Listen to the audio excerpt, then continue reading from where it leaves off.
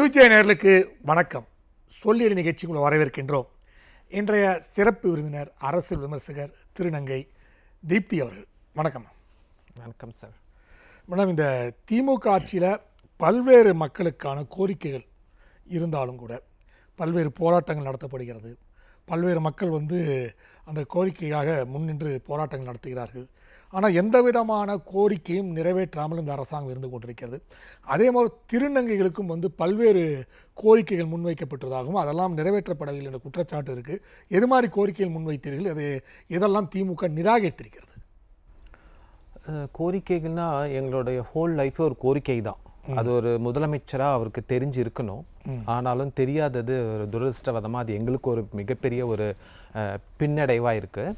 இப்போ பார்த்தீங்கன்னா 2019 திருநங்கைகளுக்கான ஒரு த டிரான்ஸ்ஜெண்டர்ஸ் ஆக்ட் அப்படின்னு சொல்லிட்டு ஒரு சட்டம் வந்திருக்கு. அது உண்மையிலே நம்மளுடைய முதலமைச்சர் ஸ்டாலின் அவர்களுக்கு தெரியுமான்னு தெரியல. அந்த சட்டம் பார்த்தீங்கன்னா முழுக்க முழுக்க எங்களுடைய வளர்ச்சிக்கான சட்டம்.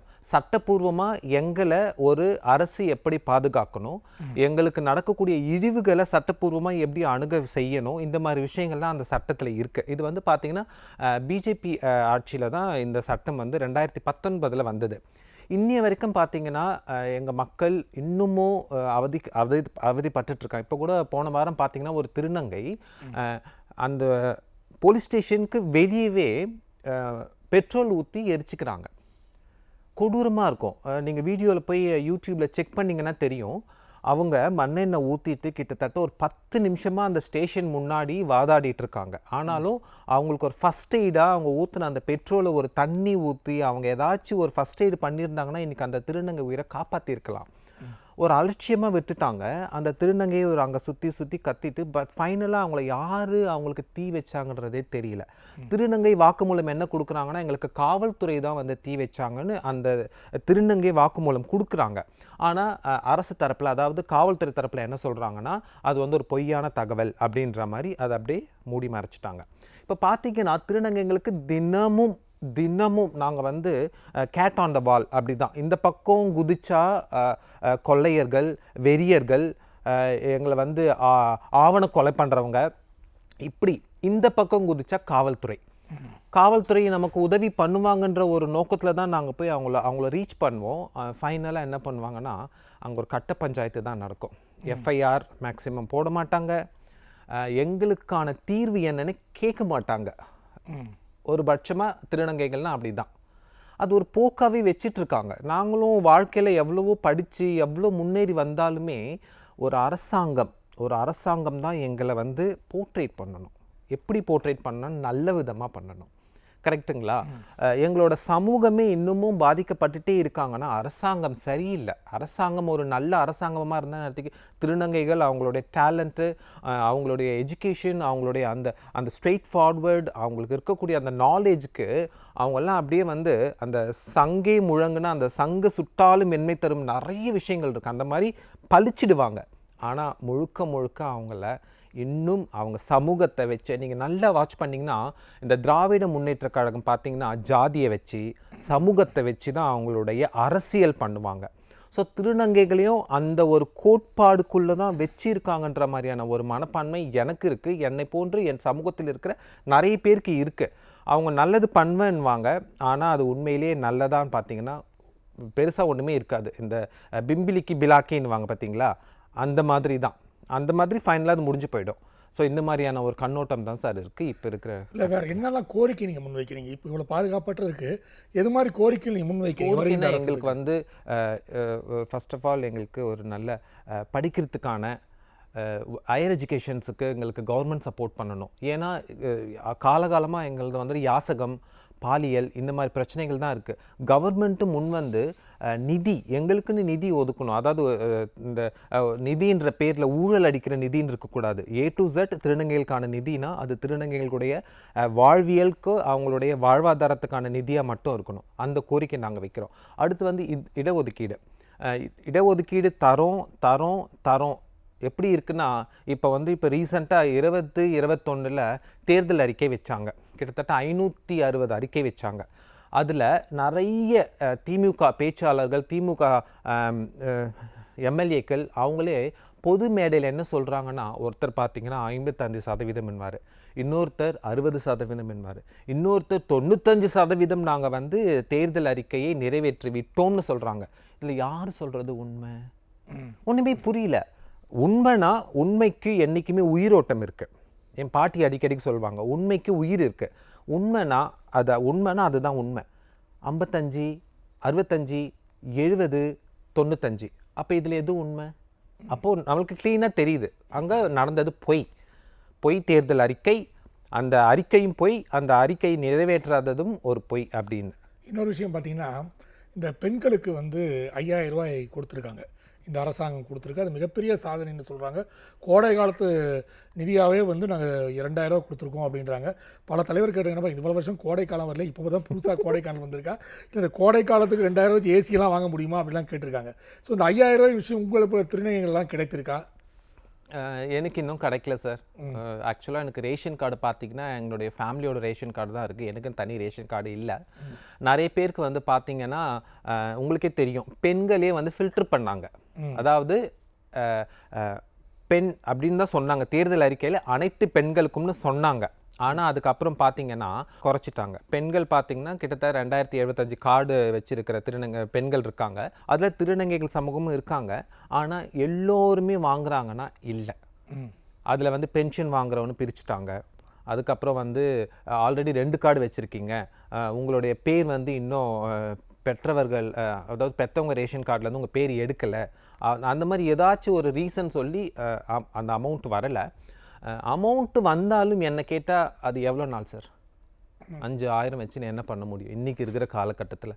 இவங்களே தினசரி பொருள், பால், அரிசி, பருப்பு ரேட் எல்லாத்தையுமே ஏற்றிட்டாங்க, இபி ரேட்டு ஏற்றிட்டாங்க, தண்ணி, இந்த எங்கே பார்த்தாலும் இந்த ரெண்ட்டு, நாங்கள்லாம் வாடகை வீட்டில் தான் இருக்கோம், வாடகை சொல்லவே தேவையில்ல, திருநங்கைகள்னாலே ஏற்றி விட்டுருவாங்க.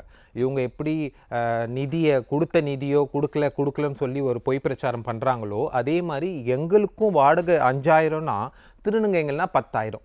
இது எல்லாமே ஒரு முதலமைச்சருக்கு தெரியாதான் நான் கேட்குறேன். தெரிஞ்சிருந்தும் ஒரு அசாதாரண போக்கு, திருநங்கைகள் தானே, இவங்களால் என்ன நடக்க போகுது அப்படின்ற ஒரு கண்ணோட்டத்திலேயே அதை வந்து தட்டி கழிச்சிட்டே போகிறாங்க. இந்த 5000 முக்கியமாக, வாழ்வாதாரம் முக்கியம்னா எனக்கு வாழ்வாதாரம் தான் முக்கியம். நீங்கள் நல்ல வாழ்வாதாரம் கொடுத்தீங்கன்னா நீங்கள் எனக்கு 5000 கொடுக்க வேண்டிய அவசியமே இல்லையே.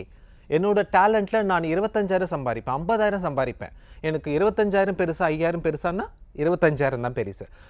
அதுபோல் எங்களுக்கு வாழ்வாதாரத்தை கொடுங்க. இந்த நீங்கள் கொடுக்குற 5000லாம் சும்மா, அதெல்லாம் வந்து அரசியல் வருது, அரசியல் ஒரு சதுரங்க ஆட்டமுன்னுவாங்க, அந்த சதுரங்க ஆட்டத்தில் அது செஸ்ஸுன்னுவாங்க. அந்த செஸ் போர்டில் நீங்கள் உங்களுடைய எதிர்க்கட்சியாக இருக்கிற பிஜேபியாக இருக்கட்டும், இல்லை அனைத்து இந்திய அண்ணா திராவிட முன்னேற்ற, அவங்களுக்கு செக் வைக்கணுன்ற ஒரு கண்ணோட்டத்தில் நீங்கள் இந்த 5000 கொடுத்துருக்கீங்க.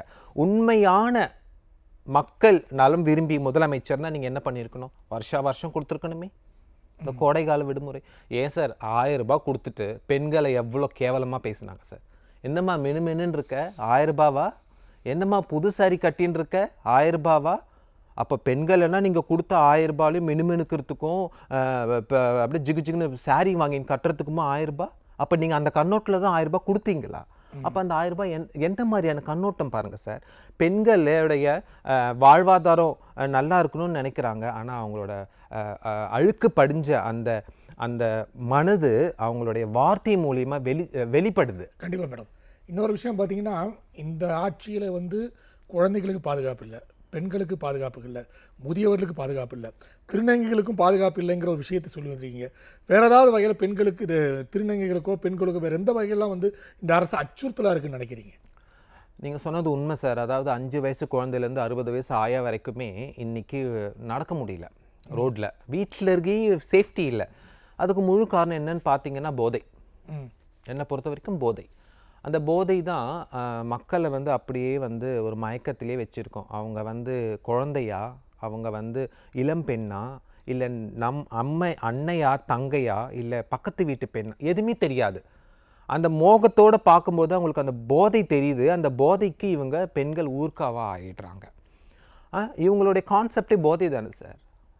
எவ்ரி இயர் பார்த்தீங்கன்னா ஒரு ஃபெஸ்டிவலுக்குமே இவங்க எதில் ரெவென்யூ எடுக்கிறாங்களோ இல்லையோ, டாஸ்மார்க்கில் ரெவென்யூ எடுக்கிறாங்க. இவங்களுக்கு நல்லாவே தெரியும் டாஸ்மார்க்கு குடித்தா என்ன வரும், போதை வரும்.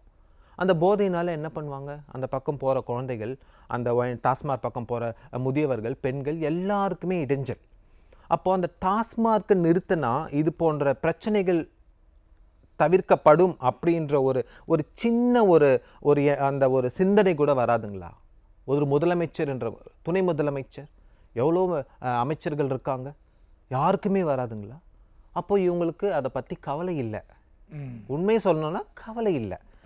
தான் வாழணும், தன் குடும்பம் வாழணும், தன் குடும்பத்தை சார்ந்தவர்கள், தன் கட்சியை சார்ந்தவர்கள் வாழணும், அவ்வளோதான். தமிழ்நாடோ இந்த பேச்சுக்கு தான் தமிழ்நாடு, தமிழ்நாட்டு மக்கள், அதெல்லாம் வந்து வெறும் வார்த்தைகள் தான். இப்போ இன்னொரு விஷயம் பார்த்தீங்கன்னா மேடம், இப்போ வந்து நேற்று சென்னை மாநகராட்சியோட பட்ஜெட் தாக்கல் செய்யப்பட்டிருக்கு. கிட்டத்தட்ட 9,316 கோடி ரூபாய் தாக்கல் செய்திருக்காங்க பட்ஜெட்டை. இதில் கிட்டத்தட்ட 2,000 கோடி வந்து பற்றாக்குறை அப்படின்னு சொல்லப்பட்டிருக்காங்க. ஏற்கனவே பார்த்தீங்கன்னா சென்னை மாநகராட்சி ஊழல் நிறைந்த மாநகராட்சி என்பது எல்லாருக்கும் தெரிந்த விஷயம். ஏன்னா எதிரே மதுரையில் ஏற்பட்டு அந்த மேயரை நீக்கி இன்னும் புது மேயர் கூட நியமிக்காத நிறைய மதுரையில் இருக்குது. சென்னையிலும் இதே மாதிரி ஒரு மிகப்பெரிய குற்றச்சாட்டு இருக்குது. ஏன்னா வெள்ளம் போன்ற விஷயங்கள்லாம் தெரியும், எவ்வளோ 1000 கோடி வந்து காணாமலே போச்சுன்ற 4000 கோடி சொன்னாங்க. அதை பற்றி எப்படி பார்க்குறீங்க? எப்படி சொல்கிறதுனா, 4000 கோடி அசால்ட்டாக முழுங்கிட்டாங்க. வெள்ளத்தில் முதல்ல முழுங்கின மாதிரி முழுங்கிட்டாங்க. அது ஒரு பெரிய பொருட்டாவே தெரியல.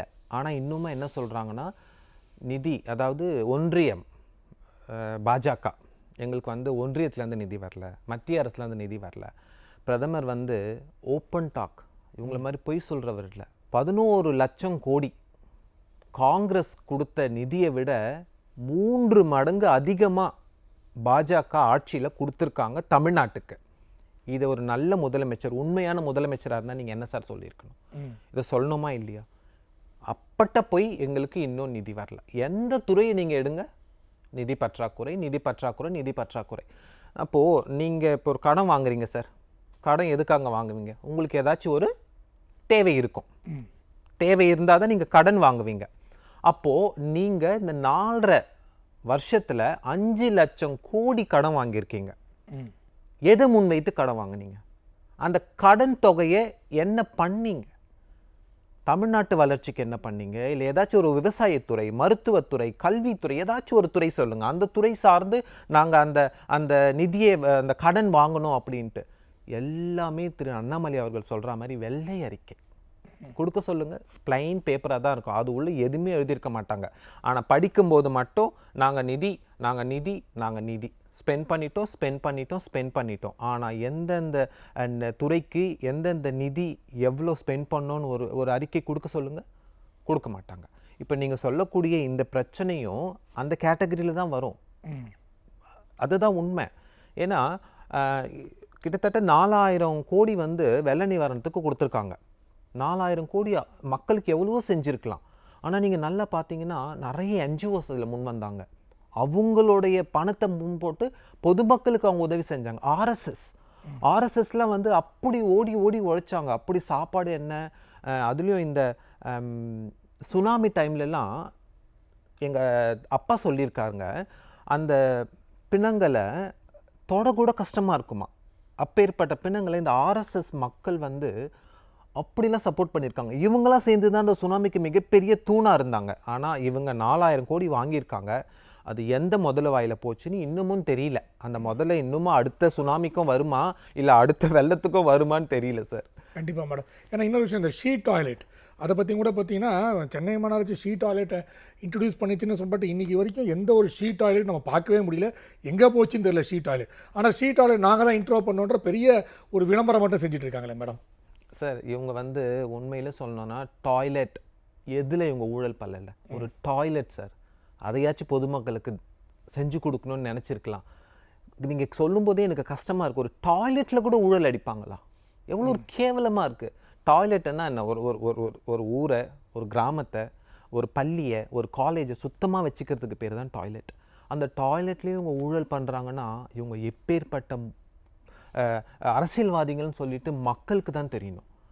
ஏன்னா மக்கள் தெரிஞ்சாங்கன்னா, புரிஞ்சாங்கன்னா இவங்களை என்கரேஜ் பண்ண மாட்டாங்க. ஏன்னா ஷீ டாய்லெட் அப்படின்னு ஒரு பேர் இருக்குது, அவ்வளோதான். அந்த பேருக்கான பட்ஜெட் இருக்குது. உண்மையில் என் கண்ணால் நான் எங்கேயுமே பார்க்கல. மக்கள் யாராச்சும் பார்த்துருந்தா முடிஞ்சால் உங்களுடைய சேனலுடைய கமெண்ட்ஸில் சொல்லட்டும். நான் பார்க்கல, ஆனால் அதுக்கான நிதி கொடுத்துருக்காங்க, வாங்கியிருக்காங்க, அந்த நிதியை உபயோகிச்சிருக்காங்க, அவ்வளோதான். ஓகே தான் உண்மை. உங்கள் நேரத்தை ஒதுக்கி எங்களுக்கு பேசுறது மிக்க மகிழ்ச்சி. நன்றி. மிக்க நன்றி சார். நேர்களே, மீண்டும் அடுத்த சொல்லிடு நிகழ்ச்சியில் சந்திப்போம். அதுவரை நன்றி, வணக்கம்.